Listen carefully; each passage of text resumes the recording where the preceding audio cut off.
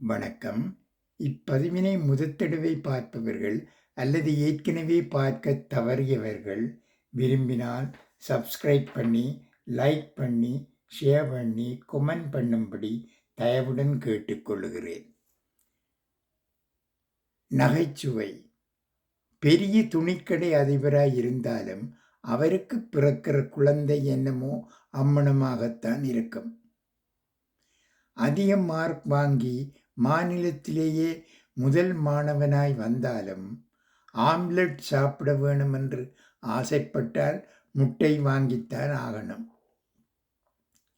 என்னதான் இட்லி மல்லிகைப்பூ மாதிரி இருந்தாலும் அதை தலையில் வைத்து கொள்ள முடியாது.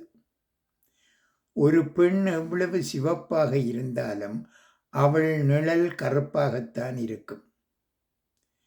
பொங்கலுக்கு மட்டும்தான் அரசு விடுமுறை. ஆனால் இட்லி தோசைக்கு எல்லாம் விடுமுறை விடுவதில்லையே, ஏன்? என்னதான் நீ மாடாய் உழைச்சாலும் உனக்கு கொம்பு முளைக்காது. குச்சி மிட்டாயில குச்சி இருக்கும், பல்லி மிட்டாயில பல்லி இருக்காதப்பா. என்னதான் அரசியல்வாதிங்க கட்சி தாவினாலும் அவங்களுக்கு வால் முளைக்காது. பிளேன் என்னதான் உயர உயர பறந்தாலும் பெட்ரோல் போட கீழே வந்துதான் ஆக வேண்டும்.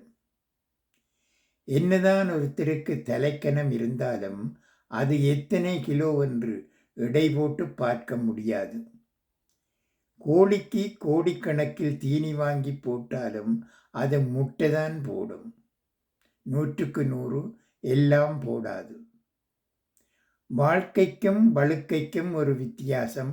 ஒன்றுமே இல்லாத வாழ்க்கை போர் அடிக்கும், ஒன்றுமே இல்லாத வழுக்கை கிளேர் அடிக்கும்.